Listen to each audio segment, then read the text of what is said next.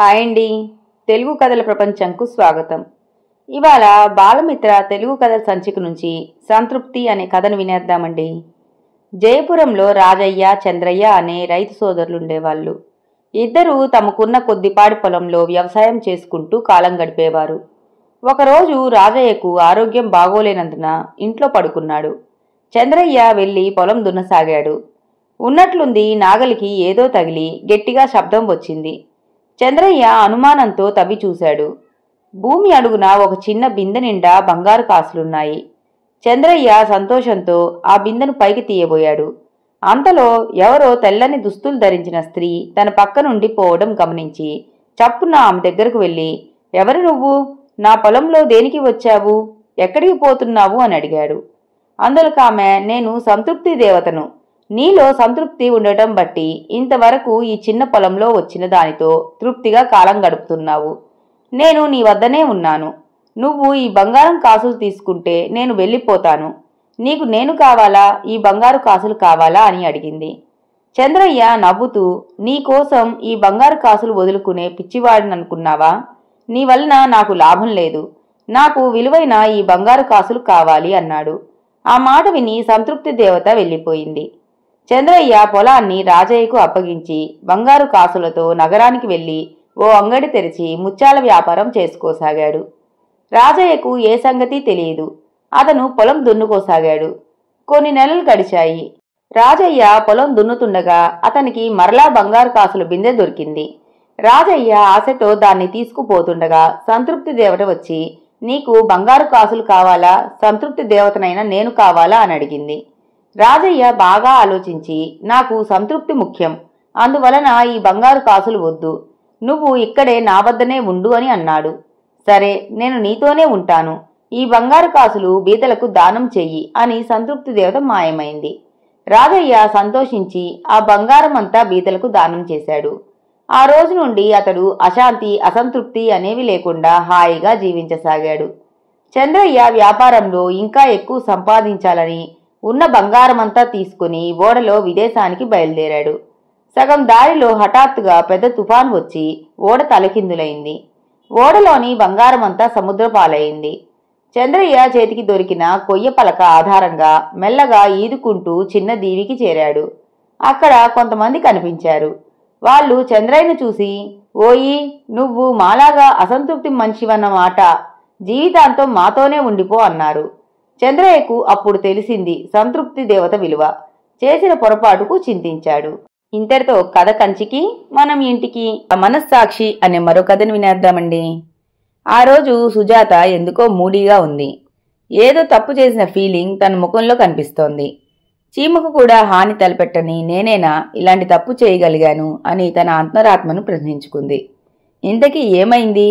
వివరాల్లోకి వెళితే, అదే రోజు పిల్లల్ని స్కూల్కి పంపి శ్రీవారిని ఆఫీస్కి పంపి ఇల్లంతా చిందరవందరగా ఉండటంతో ఎక్కడివక్కడ సర్ది పెట్టి తను టిఫిన్ చేసి ఇంట్లో కూరగాయలు లేకపోవడంతో కూరగాయలు తీసుకువద్దామని మార్కెట్కి బయలుదేరి వెళ్ళింది. దారిలో ఒక అందమైన పర్సు కనిపించింది. దానిని చేతిలోకి తీసుకొని దాని తాలూకు వారు కనిపిస్తారేమోనని చుట్టుపక్కల చూసింది. అంతా ఎవరెవరి పనుల్లో వారు ఉన్నారు. సరే, అంతా తన మంచికే అనుకొని పర్సు తెరిచి చూసింది. లోపల 1000 రూపాయల నోటు ఒకటి, 500 నోటు ఒకటి కనిపించాయి. అంటే 1500. ఈ డబ్బులు నావే, అయితే ఎంచక్క ఒక అందమైన చీరను కొనుక్కోవచ్చు అనుకుని ఆ పర్సును తన దగ్గరే దాచుకుంది. కాయగూరలు కొనుక్కొని తిరిగి వస్తూ ఉండగా ఆ పర్సు తాలూకా ఆవిడ అనుకుంటా దారిలో వెతుకుతూ వచ్చి సుజాతను కూడా అడిగింది, ఏమండి, దారిలో ఏదైనా పర్సు చూశారా? మా అబ్బాయి స్కూల్ ఫీజు కడదామని వెళ్తూ దారిలో పడివేసుకున్నాను, మీరేమైనా చూశారా అని అడిగింది. అందుకు సుజాత, అబ్బే లేదండి, ఈ రోజుల్లో ఏదైనా వస్తువును పోగొట్టుకుంటే తిరిగి మన చేతుల్లోకి వస్తుందా? అయినా మీ ప్రయత్నం మీరు చేయండి అని చెప్పి ఇంటి దారి పట్టింది. పాపం, వాళ్ళ అబ్బాయి స్కూల్ ఫీజుకని జాగ్రత్త చేసుకుని ఉంచుకున్న డబ్బులు అవి. వాటితో నేను చీర కొనుక్కోవటం సబపేనా? ఇంత నీచానికి దిగానా? పరుల సొమ్ము పాము వంటిది అని పెద్దవాళ్ళు చెప్పారు. ఇలా తన మనస్సాక్షి తనని పలు విధాలుగా ప్రశ్నించటంతో ఇక ఆమె తన మనసు చెప్పిన మాట విని పర్సుని ఇవ్వటానికి తిరిగి మార్కెట్కి వచ్చింది. అక్కడ ఆవిడ ఒకచోట దిగులుగా కూర్చొని ఉంది. సుజాత ఆమె దగ్గరకు వెళ్ళి, ఏమండి, అక్కడ ఒక పర్సు పడి ఉంటే ఒకవేళ మీదేనేమోనని తీసుకుని వచ్చాను చూడండి అంది. ఆవిడ ఆ పర్సుని చూసి ఆనందంతో, ఇది నాదేనండి, చాలా థ్యాంక్స్, మీకెలా కృతజ్ఞతలు తెలపాలో తెలియటం లేదు. దేవుడు మిమ్మల్ని నా కోసమే పంపినట్లు ఉంది. ఈ రోజుల్లో మీలాంటి నిజాయితీ పరులు ఉన్నారంటే ఆశ్చర్యంగా ఉంది. మీ మేలు నేను ఎప్పటికీ మర్చిపోను. మీకెన్నిసార్లు థ్యాంక్స్ చెప్పినా సరిపోదండి అని సంతోషంతో ఆ పర్సుని తీసుకుంది. సుజాతకు మనసు తేలికపడింది. ఏదో గొప్ప పని చేసిన ఆనందం కలిగింది. నిజాయితీలో ఉన్న సంతోషమేమిటో ఇప్పుడే తనకు తెలిసింది. ఇప్పుడు తన మనస్సాక్షికి ద్రోహం చేశానన్న బాధ లేదు, ఒక మంచి పనిని చేశానన్న సంతోషం తప్ప. ఇంతటితో కథ కంచికి మనం ఇంటికి. మాధవయ్య మంచితనం అనే మరో కథను వినేద్దామండి. మాధవయ్య తన దుకాణంలో నలుగురు పనివారు పట్ల ప్రేమానురాగాలతో పనులు జరిపించుకుంటూ ఉండేవాడు. అప్పుడప్పుడు వారి సాంసారిక ఇబ్బందులను తెలుసుకొని కొంతవరకు సహాయం చేసేవాడు. ఆ కారణంగా మాధవయ్య నలుగురిలో ఓ మంచి షావుకారుగా పేరు సంపాదించుకున్నాడు. ఆ ఊళ్ళో రామచంద్రుడు అనేవాడు భార్య కూతురుతో సంసారం గడవక నానా అవస్థలు పడుతూ ఉండేవాడు. ఒక దినం భార్య అమ్మాజీ భర్తతో, అమ్మాయి పెళ్ళీడు ప్రాయంకి వచ్చేసింది, దినదినంకి ఇల్లు గడవటం చాలా కష్టంగా ఉంటుంది. ఇలా అయితే అమ్మాయికి పెళ్లి ఏం చేయగలం? అలా గోళ్లు గిల్లుకుంటూ కూర్చునే బదులు వెళ్ళి ఆ మాధవయ్య షావుకారుతో మన కష్టాన్ని చెప్పుకొని ఏదైనా వెసురుపాటు పని ఇవ్వకపోడు. పొలం మీద వచ్చే గింజలతో నువ్వు కూడా 4 రాళ్ళు సంపాదిస్తే ఏదో వేడినీళ్లకు చన్నీళ్లుగా ఉంటుంది. ఆ తర్వాత కారు చెయ్యి కూర్చుకొని అమ్మాయినో ఇంటిదాన్ని చేసి మనం ఏ చోట అయినా రామకృష్ణ అంటూ ఎక్కడ కాలం గడిపినా రోజులు గడిచిపోతాయి అన్నది. రామచంద్రుడికి భార్య సలహా సబబుగానే తోచి మాధవయ్య దగ్గరకు వెళ్లి తన పరిస్థితి అంతా చెప్పుకొని ఏదైనా పనిని కోరాడు. మాధవయ్య రామచంద్రుడి నుండి తనకు కావలసిన వివరాలను రాబట్టుకొని పనిలోనికి చేర్చుకున్నాడు. అక్కడ పనివారిలో ఒకడైన శివయ్యతో బాగా స్నేహం ఏర్పడింది. ఒకరి కష్టాలు ఒకరు మనసు విప్పి చెప్పుకుంటూ ఉండేవారు. ఒక పర్యాయం మాటల్లో శివయ్య రామచంద్రుడితో, మన షావుకారు చాలా మంచి వ్యక్తి, కష్టపడి పనిచేసేవాడి మీద ఓ కన్ను వేసి కష్ట సమయంలో ఆదుకుంటాడు. నీకు చూస్తే అమ్మాయి పెళ్లి సమస్య ఉంది, కష్టపడి శ్రద్ధగా పనిచేస్తూ ఉండు అన్నాడు. నెల దినాలు గిర్రున తిరిగాయి. షావుకారు అందరికీ జీతాలు చెల్లించాడు. జీతం లెక్క పెట్టుకుని చూసిన రామచంద్రుడికి ఒక్కసారిగా నిరాశ కలిగింది. అందరూ మీద తనకు 500 తక్కువగా కనపడ్డావి. శివయ్య విని, ఇందులో ఆశ్చర్యపోవలసింది ఏమీ లేదు, కొత్తగా చేరావు కదా, 1-2 నెలలు ఈ విధంగా నీ జీతం ఉండొచ్చు, అంతేగాని షావుకారు గారి పక్షపాత వైఖరి కాదు అన్నాడు. రామచంద్రుడు భార్య భర్త తెచ్చిన జీతంని చూసి చాలా చాలా ఆనందించి లక్ష్మీ వరప్రసాదంగా భావించింది. 3 నెలలు గడిచాయి. రామచంద్రుడు జీతంలో మార్పు కనబడలేదు. షావుకారు మీద కోపం ముంచుకు వచ్చింది. నోరు విడిచి తన బాధల్ని చెప్పుకొని నలుగురితో తనకి సమానంగా జీతం ఇవ్వమని అడగాలని నిశ్చయించుకున్నాడు. అది విని భార్యతో సహా 4 పనివారు, నీకు అంత తొందరపాటు పనికిరాదు, కాస్త ఓపిక వహించు అని బుద్ధి చెప్పారు. ఒక పర్యాయం రామచంద్రుడికి జ్వరం కాసి 3 దినాలు పనికి వెళ్ళలేదు. మరో పర్యాయం కూతురికి సంబంధం వచ్చిందని 2 దినాలు వెళ్ళలేదు. ఆ నెల జీతంలో ప్రతి నెల డబ్బులో 300 తక్కువ కనపడ్డాయి. ఈ పర్యాయం రామచంద్రుడికి ఆవేశం పొంగి నోరు విడిచి సావుకారుని అడిగారు, నువ్వు గత నెలలో మొత్తం వారం దినాలు హాజరు కాలేదు, ఆ కారణంగా జీతం కోత జరిగింది అన్నాడు. ఆ దినం నుండి రామచంద్రుడు క్రమంగా పనికి వెళ్లటం అలవాటు పడ్డాడు. సంవత్సరం గడిచింది. షావుకారు ఎప్పటికీ జీతం పెంచకపోవడంతో వేరొక చోట చేరాలని నిశ్చయించుకున్నాడు. అదృష్టం వరించి తన కూతురిని అబ్బాయి ఇష్టపడి కానీ కట్నం లేకుండా వివాహం నిశ్చయమంది. ఒక దినం భార్య, ఏమండి, ఎంత కట్నకానుకలు లేకపోయినప్పటికీ పెళ్లి ఖర్చులకు కొంత డబ్బు అంటూ అవసరం ఉంటుంది, అది కూడా మన వద్ద లేదు. మీ షావుకారు దయామయుడని అందరి కష్టాల్లో ఆదుకుంటాడని అంటుంటే విన్నాను. కొంత డబ్బు అప్పుగా కోరి ప్రతి నెల మీ జీతంలో మినహాయించుకోమనండి. ఎక్కడ అప్పు తెచ్చినా నెల నెలా వడ్డీ తప్పనిసరి, పైగా అసలు తీరడం మన తరం కాదు అన్నది. రామచంద్రుడికి భార్య సలహా సముచితంగా తోచింది. కాని నోరు విడిచి ఎలా మాట్లాడాలో అర్థం కాక తికమక పడ్డాడు. అది గ్రహించిన అమ్మాజీ కూడా భర్త వెంట షావుకారు వద్దకు బయలుదేరింది. భార్యాభర్తల నుండి విషయం విన్న మాధవయ్య 2 చిన్న సంచులతో వచ్చి, ఈ సంచిలో 3000, ఈ సంచిలో 2000 ఉన్నవి, ఈ డబ్బంతా నీదే అన్నాడు. భార్యాభర్తలు ఒక్కసారి గతుక్కుమని ముఖముఖాలు చూసుకోవడం గ్రహించి, నువ్వు పనిలో చేరినప్పుడు నీ వివరాలతో నీకు అమ్మాయి పెళ్లి బాధ్యత ఉన్నదని గ్రహించాను. నీకు ఇచ్చే జీతంలో 500 ప్రతి నెల వెనకేసుకుంటూ వచ్చాను. ఇకపోతే ఈ సంచిలో డబ్బు ఏమిటంటే నువ్వు పనికి రాకుండా ఉన్న రోజుల్లో కోత చేయబడిన డబ్బు. దానికి నా వంతు అమ్మాయి పసుపు కుంకుమ నిమిత్తం 1116. అయితే మరో ముఖ్యమైన విషయం, అందరిలా నీకు నేను సరిపడా జీతం ఇవ్వటం లేదని, ప్రతి నెలా నీ నోటి నుండి జారుతున్న ఆరోపణలు నా చెవిన పడుతూనే ఉన్నా, నీబోటి వాడు అమ్మాయి పెళ్లికి ఏ ఇబ్బంది కలగకుండా ఉండాలని ఇలా చేశాను అన్నాడు. భార్యాభర్తలు తమ తప్పులను ఉదారబుద్ధితో క్షమించమని కోరారు. అందరికీ మాధవయ్య మంచితనం మరో పర్యాయం తెలిసివచ్చింది. ఇంతటితో కథ కంచికి, మనం ఇంటికి. ఆధ్యాత్మిక శక్తి. భారతదేశం ఆధ్యాత్మిక ప్రధానమైన దేశం. డబ్బు ఇతరులను ఎవరైనా దోచుకెళ్లినా ఆధ్యాత్మిక శక్తిని ఎవరూ దోచుకెళ్లలేరు. ఒకానొకసారి అలెగ్జాండర్ భారతదేశంలోని సింధు నదీ ప్రాంతంలోకి ప్రవేశించాడు. అక్కడ ఓ తపస్వి అలెగ్జాండర్ను చూసి లేచి నుంచోలేదు, తలవంచనూ లేదు. దీంతో అలెగ్జాండర్కు కోపం వచ్చింది, ఒళ్ళు మండింది. తపస్వి శిరస్సును ఖండించాలనే ఆవేశంతో అలెగ్జాండర్ వరలోంచి కత్తి తీశాడు. ఇది చూసిన తపస్వి పెద్దగా నవ్వాడు. దాంతో అలెగ్జాండర్ విస్తుపోయాడు. తాను కత్తి తీయడం చూసి కూడా ఈ తపస్వి పగలబడి నవ్వుతున్నాడు ఎందుకో అని తెలుసుకోవాలని అడుగుతాడు. అప్పుడు తపస్వి ఏమన్నాడు తెలుసా?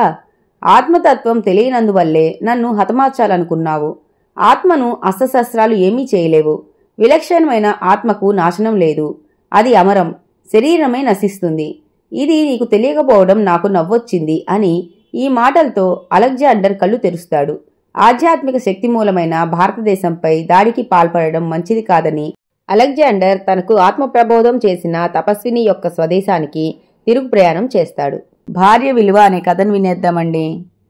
కాంతమ్మకు పెళ్ళై 7 ఏళ్లవుతుంది. ఒక్కరోజు కూడా భర్తను విడిచిపెట్టి ఉండలేదు. పెనిమిటికి పిల్లలకు ఎప్పుడేం కావాలో సమకూర్చేసరికి ఆమెకు ఇట్టే పొద్దు గడిచిపోతుంది. దినమంతా పుట్టెడు చాకరీ చేస్తున్న భర్త కనకయ్యకు ఆమెపై ఆవగించంతైనా సానుభూతి లేదు. పైగా ఆడదానికి పనేముంటుంది, మగవాడు చెమటొచ్చి సంపాదిస్తే వండుకొని తినడమే కదా అనే చులకన భావం ఉండేది. తన విషయానికి వస్తే వీసం లోటు జరగటానికి వీల్లేదు. ఏమాత్రం పొరపాటు జరిగినా మండిపడేవాడు. కాంతమ్మ ఉండబట్టలేక, మీరు డబ్బు కోసం బయటకు వెళ్లి కష్టపడితే నేను ఈ సంసారం ఈడ్చుడు కోసం రాత్రింబవళ్లు ఇంట్లోనే శ్రమపడుతున్నాను అన్నది భర్తతో. భార్య మాటలకు ఉగ్రుడయ్యాడు కనకయ్య. 4 చివాట్లు పెట్టి ఆమెను మరి మాట్లాడటానికి అవకాశం ఇవ్వలేదు.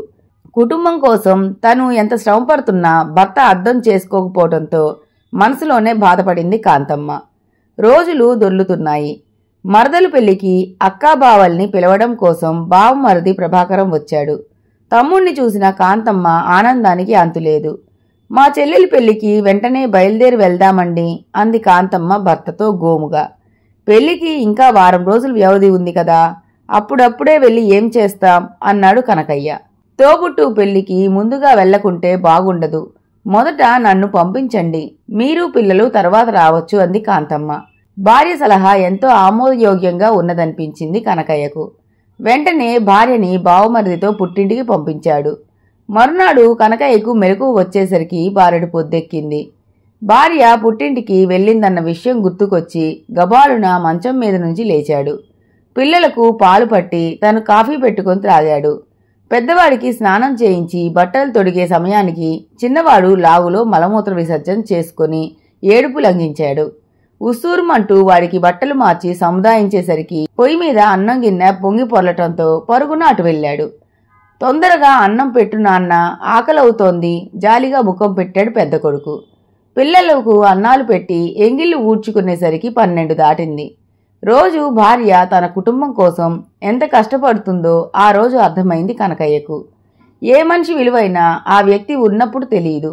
ఈ విషయం ఆలస్యంగా తెలుసుకున్నాడు కనకయ్య. మరి ఒక్క క్షణం ఉండలేక పిల్లల్ని తీసుకుని అత్తవారింటికి ప్రయాణమయ్యాడు. అత్తవారింట్లో భార్యను చూడటంతో కనకయ్య, నువ్వు లేకుండా ఒక్కరోజు నేను ఇంట్లో పనులు చేసుకోలేకపోయాను. ప్రతి ఇంట్లో భార్యాభర్తలిద్దరూ సమానంగా పనిచేస్తున్నారన్న సంగతి ఈరోజు తెలిసింది. నీ విలువ తెలుసుకున్నాను అన్నాడు. కాంతమ్మ ఆ మాటలకు సంతోషించింది. ఇంతటితో కథ కంచికి మనం ఇంటికి. తెలివైన జవాబు. కైరో సుల్తాన్కి వేపకాయంత వెర్రి ఉండేది. ఒక్కోసారి అతడు దర్బారులోని సభికులను తిక్క ప్రశ్నలు వేసి జవాబు అడిగేవాడు. చెప్పలేని వారిపై మండిపడేవాడు. ఒకరోజు సుల్తాన్ దర్బారులోని సభికులనుద్దేశించి, మీలో ఎవరైనా అబద్ధం చెప్పి నిజమని నన్ను నమ్మించగలరా అని అడిగాడు. దర్బారులోని సులేమాన్ అనే వ్యక్తి లేచి సుల్తాన్కు సలాం చేసి, హుజూర్, ఆ మధ్య తమరు యుద్ధానికి వెళ్ళగా చూసి నేను తమ కుమార్తె నూర్జహాన్ మక్కా పోయి నిఖా చేసుకున్నాము. యుద్ధానంతరం తమకీ సంగతి తెలిసి మమ్మల్నిద్దరినీ ఆశీర్వదించారు కదా అన్నాడు. ఆ మాట వింటూ సుల్తాన్ ఉగ్రుడై, బద్మాష్, నిన్ను ముక్కల కింద నరుకుతాను అంటూ ఒర నుండి కత్తిని తీశాడు. హుజూర్, నన్ను మన్నించండి. నేను చెప్పింది పచ్చి అబద్ధం. అది నిజమని నమ్మి మీరు నాపై కత్తి తీశారు. నన్ను మరోసారి మన్నించండి అంటూ వినయంగా వంగి వంగి సలాం చేశాడు సులేమాన్. సుల్తాన్ కోపం పటాపంచలైంది. సులేమాన్ తెలివికి సంతసించి 100 బంగారు నాణాలను బహూకరించాడు. ఇన్సూరెన్స్ అనే మరొక చిన్న కథను వినేద్దామండి. ఆఫీసు నుంచి ఇంట్లో అడుగు పెట్టగానే ఓ మూల కూర్చొని ముక్కు చీదుకుంటూ మూలుగుతున్న భార్య భార్గవి కనిపించింది కామేశానికి. ఏమైంది, ఎందుకు ఏడుస్తున్నావు? ఆతృతగా అడిగాడు కామేశం. నా బ్రతుక్కి ఓ రక్షణ పాడా, ఏడవక నవ్వమంటారా? ఎదురు ప్రశ్నించింది భార్గవి. ఏమైంది నీకివ్వాల? ఎవరైనా నిన్నేమన్నా అన్నారా? మా వాళ్ళు గాని ఇరుగు పొరుగు కాని నీతో తగవు పడ్డారా? విషయం అర్థంగాక మరింత ఆతృతగా అడిగాడు కామేశం. నాతో తగవు పడితే చెండాలు ఓడదీసేయను, ఏడుస్తూ కూర్చుంటానా? చెల్లున కొట్టినట్లు జవాబిచ్చింది భార్గవి. ఎవరూ ఏమీ అనలేదు, ఎవరూ నీతో తగవు పడలేదు, కాబట్టి ఏ సమస్య లేనట్లే. మరెందుకా ఏడుపు? ఉత్కంఠ తగ్గలేదు కామేశంలో. నాకు రక్షణ కరువైందని చెప్పాను కదా, మీరు అర్జెంటుగా 10 లక్షలకు ఇన్సూరెన్స్ చేయించండి అంది భార్గవి. అని నోరెళ్లబెట్టిన కామేశం, 10 లక్షలకు ఇన్సూరెన్స్ నీ పేరున చేయించాలా? అది అర్జెంటుగా? ఎంతో డబ్బు ఖర్చవుతుంది కంపెనీకి చెల్లించడానికి. అయినా ఇప్పుడంత ప్రమాదం ఏమొచ్చిందే? తల పట్టుకున్నాడు. నా పేరున కాదు, నీ పేరున సర్ది చెప్పింది భార్గవి. మళ్లీ ఆశ్చర్యపోవడం కామేశం వంతైంది. నీకు రక్షణ కావాలంటావు, నా పేరున ఇన్సూరెన్స్ చేయించాలంటావు. నీకేమైనా మతి భ్రమించినదా? లేదు, మతుండే మాట్లాడుతున్నాను. నేను చెప్పింది సరిగ్గానే చెప్పాను, మీరు సరిగ్గానే విన్నారు నొక్కి చెప్పిందామె. పోనీలేవే, నా పేరున ఇన్సూరెన్స్ చేయమన్నావని ఒప్పుకుంటాలే. కానీ ఇప్పుడు ఆ అవసరం ఏమొచ్చింది? నాకు మోటార్ సైకిల్ కూడా లేదు, బస్సులోనే వెళ్ళి వస్తాను. నాకేం కాదు కాని నీవు బెంగపడకు సర్ది చెప్పబోయాడు కామేశం. మీకు ఏదో జరగాలంటే బయటకు మాత్రమే ఏమన్నా జరగాలా? నేను కోపం వచ్చి ఏ పచ్చడి బండతోనో లేక రోలుతోనో కొట్టాననుకోండి, మీరు హరీమంటే నాకు దిక్కెవరు? మొన్న మధ్య ఎదురింటి లక్ష్మీ వాళ్ళ ఆయన్ను దుడ్డుకర్రతో కొట్టింది. ఆయన చచ్చి 4 రోజులయిందో లేదో ఇన్సూరెన్స్ కంపెనీ వాళ్ళు వచ్చి 10 లక్షలకి చెక్కు ఇచ్చి వెళ్లారు. రేపు నా గతేం కాను? అందుకే మీరు అర్జెంటుగా 10 లక్షలకి ఇన్సూరెన్స్ చేయించండి. భార్గవి మాటలు పూర్తి కానే లేదు. దబ్బని శబ్దం వినపడింది. ఇంకేముంది, కామేశం మూర్చపోయి కింద పడ్డాడు. ఇంతటితో కథ కంచికి మనం ఇంటికి. ఈ కథ కనుక మీకు నచ్చినట్లయితే లైక్ చేసి, షేర్ చేసి, కామెంట్ చేసి మన ఛానల్కి సపోర్ట్ చేసేయండి ఫ్రెండ్స్. ఇక ఉంటానండి. By by.